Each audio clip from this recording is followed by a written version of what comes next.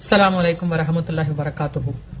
என்ன ஆனாலும் பரவாயில்ல, சோசியல் மீடியா பக்கம் வரவே கூடாது, வீடியோவே போடக்கூடாது அப்படின்னு வெறுத்து போய் முடிவு பண்ணி பல மாசங்களா வீடியோவும் போடாம இருந்தேன். அப்படி முடிவு எடுத்துட்டு இன்னைக்கு இந்த வீடியோ பேசுறதுக்கான முக்கிய காரணம் மௌலாவி அப்துல் பாசித் புகாரி.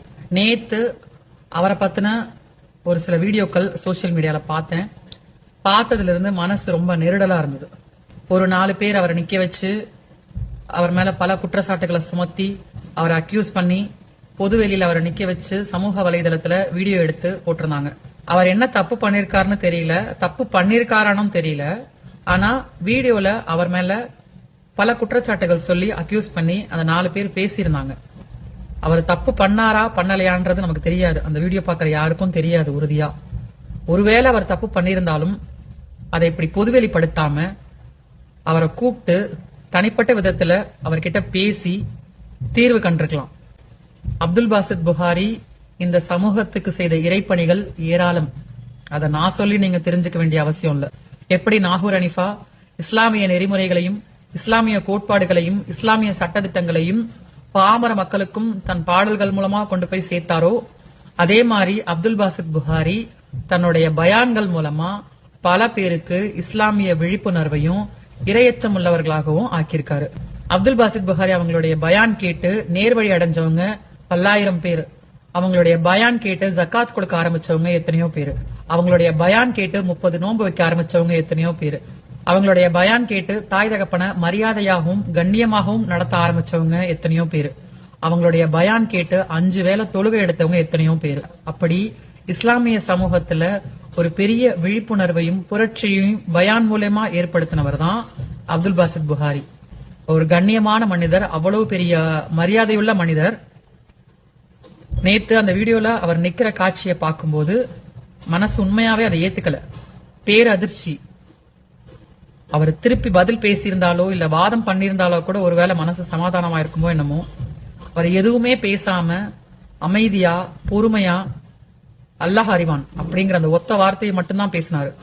அவரை ரொம்ப பிரம்மாண்டமான கண்ணியத்தோட பார்த்துட்டு நேத்து அவர் நிக்கிற கோலத்தை பார்க்கும்போது அவர் நிச்சயமா ஒரு சூழ்நிலை கைதியாதான் என் கண்ணுக்கு பட்டாரு.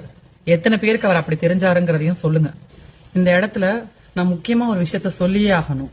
10-12 வருஷத்துக்கு முன்னாடியே சோசியல் மீடியாலாம் வரத்துக்கு முன்னாடியே பல ஊர்கள்ல பல நாடுகள்ல பல மேடைகள்ல இஸ்லாமிய பயான் பண்ணவர் அப்துல் பாசித் புகாரி. இன்னைக்கு நூற்றுக்கணக்கான சகோதர சகோதரிகள் சோசியல் மீடியால இஸ்லாமிய மார்க்கம் பத்தி பேசுறதுக்கு விதை போட்டவர் அப்துல் பாசித் புகாரி. அவர் வீடியோ பேசுற வரைக்கும் அவருடைய பிரைவேட் லைஃப அவர் ரொம்ப பிரைவேட்டா தான் மெயின்டைன் பண்ணிட்டு இருந்தாரு. அவரோட வீடியோல கமெண்ட் பண்ணா கூட ரிப்ளை பண்ண மாட்டாரு.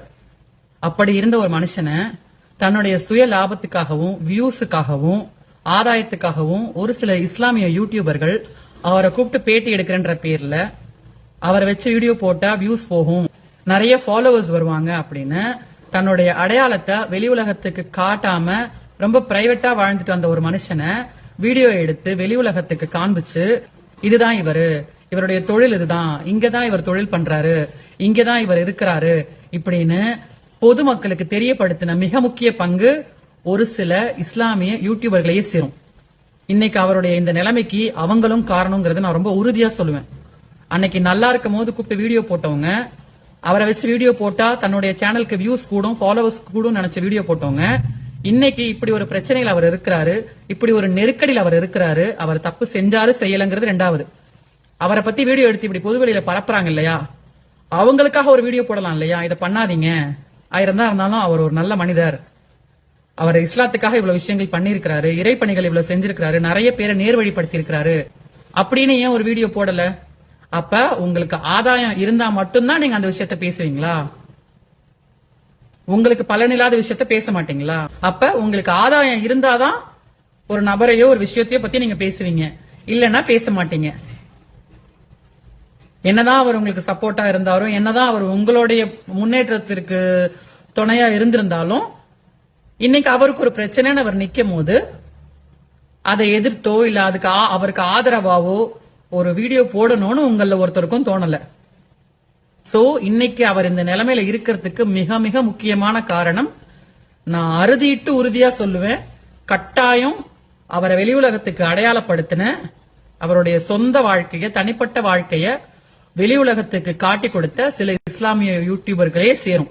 இதே குற்றச்சாட்டுகளோட அவர் இருந்திருந்தாருன்னா அவரை நீங்க வீடியோ எடுத்து போட்டிருப்பீங்களா? போட்டிருக்க மாட்டீங்க.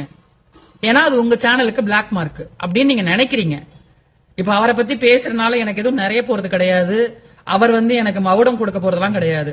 ஆனா ஒரு சமூகம் நேர்வழிப்படுறதுக்கு ஒரு மிக முக்கிய காரணமா இருந்தவர். அதுவும் இந்த ஜெனரேஷன் இஸ்லாத்தை தெரிஞ்சுக்கிறதுக்கும், இஸ்லாத்துல இருக்கிற சட்டதிட்டங்களை தெரிஞ்சுக்கிறதுக்கும், இஸ்லாத்துடைய கடமைகளை தெரிஞ்சுக்கிறதுக்கும், இந்த மாதிரி நிறைய விஷயங்களை தெரிஞ்சுக்கிறதுக்கும், உணர்றதுக்கும், விழிப்புணர்வை ஏற்படுத்தினதுலயும் அவருக்கு மிக முக்கிய பங்கு இருக்கு.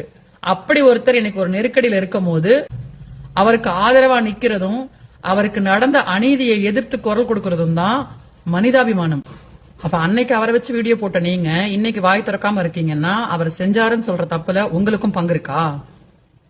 நீங்களும் உடந்தையா? ஏன் இப்ப வாய் திறக்காம இருக்கீங்க? அவர் யாரு? ஆஸ் அ ஹியூமனா அவர் யாரு? அவர் எப்படிப்பட்டவர்? அவர் என்ன மாதிரி குணம் கொண்டவர்? இது எதுவுமே தெரியாது அவர் வீடியோல பாக்குற யாருக்குமே. ஆனா அவர் பயான் கேட்டு வளர்ந்தவர்கள்ல நானும் ஒருத்தி. அவர் பயான் கேட்டு இரையச்சம் கொண்டவர்கள்ல நானும் ஒருத்தி. அவர் பயான் கேட்டு தக்வா அதிகரித்தவர்கள்ல நானும் ஒருத்தி. அதனால எனக்கு இந்த கேள்விகளை கேட்கணும்னு தோணுச்சு. இதுவுமே அவரால பாதிக்கப்பட்டவர்களுக்கு எதிரான வீடியோ கிடையாது. உண்மையாவே அவரால யாராவது மக்கள் பாதிக்கப்பட்டிருக்காங்கன்னா கட்டாயம் அவங்களுக்கான நியாயம் கிடைக்கணும். ஆனா அது பொதுவெளியிலையும் சோசியல் மீடியாலையும் இல்ல. அவரை கூப்பிட்டு வச்சு பேசி உங்களுக்கு தீர்வு என்ன விதத்துல கிடைக்குமோ, எதை செஞ்சா உங்களுக்கு தீர்வு கிடைக்குமோ அதை பண்ணணும். அதை விட்டுட்டு அவருடைய கண்ணியத்தையும் மாண்பையும் கெடுக்கிற வகையில அவரை நடுரோட்ல நிக்க வச்சு கேள்விகள் கேட்டு கொச்சையா பேசி அதை வீடியோ எடுத்து பரப்புறதுனால உங்களுக்கு எந்த பலனும் வரப்போறதில்ல. அது மட்டும் இல்லாம ஒரு மூமியினுடைய மானத்தையும் மாண்பையும் கெடுக்கிற பாவத்துக்கு ஆளாகிறீங்க. நான் சாபம்லாம் விடல, இது இறைவன் சொன்னது. அவருடைய சூழ்நிலை என்னவோ, அவருடைய நெருக்கடி என்னவோ நமக்கு தெரியாது. அது அல்லாஹ் அறிவான், அவர் சொல்றது மாதிரியே. ஆனா பொறுமையா கையாளுங்க. இன்னைக்கு நீங்க சேரவாறு இறைச்சிடலாம். நாளைக்கு அவர் களங்கம் இல்லாதவர், தவறு செய்யாதவர், இல்ல அவர் செஞ்ச தவறு சரி செஞ்சிட்டார் அப்படின்னா நீங்க செய்தது சரியாகுமா? யாரையும் தேரை இழுத்து தெருல விடுறதுக்கு முன்னாடி அதனால வரப்போற விளைவுகளை யோசிங்க. சோசியல் மீடியாவை நல்ல விஷயத்துக்காக பயன்படுத்துங்க. உங்களுடைய பிரச்சனைகளை சோசியல் மீடியால முன்வைக்கிறது தப்பு கிடையாது. ஆனா நம்ம யார இதுல இழுத்து விடுறோம், யார நம்ம அவமானப்படுத்துறோம், யார நம்ம அசிங்கப்படுத்துறோங்கிறது ஒண்ணு இருக்கு. உங்களுக்கு அவருடைய கொள்கைகள் மேல கோபம் இருக்கலாம், வெறுப்பு இருக்கலாம், எதிர்ப்பு இருக்கலாம். ஆனா அந்த வன்மத்தை கக்குறதுக்கான வாய்ப்பா இந்த சந்தர்ப்பத்தை பயன்படுத்தாதீங்க. எண்ட் ஆஃப் தி டே எல்லாருமே மூமீன்கள், எல்லாருமே ஆதமுடைய மக்கள். ஆதமுடைய மக்கள் தவறு செய்யக்கூடியவர்கள் தான். அந்த தவறுக்கான தீர்வு என்னங்கறத நோக்கி பயணிக்கணுமே தவிர இப்படி பொது வெளியில ஒரு மனிதரை கண்ணியம் இழக்க செய்யறதோ, மரியாதை இழக்க செய்யறதோ அறமான செயல் இல்ல. அதே மாதிரி இந்த வீடியோல அன்பு சகோதரர் அப்துல் பாசித் புகாரி அவர்களுக்கு ஒரு முக்கியமான விஷயத்த சொல்றேன். சகோதரர் அப்துல் பாசித் புகாரி அவர்கள் உடனடியாக செய்ய வேண்டியது, எந்த வியாபாரத்திற்காக யாரிடம் எவ்வளவு பணம் பெறப்பட்டது, அந்த பணத்துக்கான ஒப்பந்தங்களை எப்படி போட்டீங்க, நீங்கள் செய்த வியாபாரத்தின் தற்போதைய நிலை என்ன, இழப்புகள் எவ்வளவு, நீங்கள் பெற்ற கடனை தீர்க்க உங்ககிட்ட சொத்துக்கள் எதுவும் இருக்கா, உங்கள் கடன் தீர்க்கப்பட தேவையான தொகை எவ்வளவு, இதையெல்லாம் நீங்க நேரலையில விளக்கி உங்கள் கடன் தீர பற்றாக்குறை இருப்பின் ஒரு வங்கி கணக்க அந்த வீடியோல அறிவிப்பு செய்யுங்க. இந்த உம்மத்தில் உலகம் பூரா நல்லவர்கள் ஏராளமானவங்க இருக்கிறாங்க. அவங்க எல்லாரும் தங்களால முடிஞ்ச தொகையை அந்த வங்கி கணக்குக்கு அனுப்பி உங்களை இந்த கடன் நெருக்கடியிலிருந்து இறையருளால் மீட்டெடுப்பார்கள் இன்ஷா அல்லாஹ். இதன் மூலமா தௌஹீது மீது சேற்றை வாரி வீசும் வழிகேடர்களின் முகத்தில் கரிப்பூசம். மாறாக நீங்க அமைதியா இருக்க இருக்க தாவா களத்திற்கே ஒரு பெரிய பின்னடைவு ஏற்படக்கூடும். இறைவன் போதுமானவன், அல்லாஹ்வே மிக அறிந்தவன். தயவு செஞ்சு இந்த வீடியோவை அதிக அளவில் ஷேர் பண்ணுங்க. யாரோ ஒருத்தர் மூலியமா இந்த தகவல் சகோதரர் அப்துல் பாசித் புகாரி அவர்களுக்கு போய் அவங்க கூடிய விரைவில் ஒரு விளக்கம் கொடுத்து ஒரு வங்கி கணக்கையும் அறிவிச்சு ஒரு வீடியோ வெளியிட்டாங்கன்னா கட்டாயம் அவங்களுக்காக உதவி செய்யறதுக்கு ஏராளமான நல்லுள்ளங்கள் காத்துக்கிட்டு இருக்காங்க இன்ஷா அல்லாஹ்.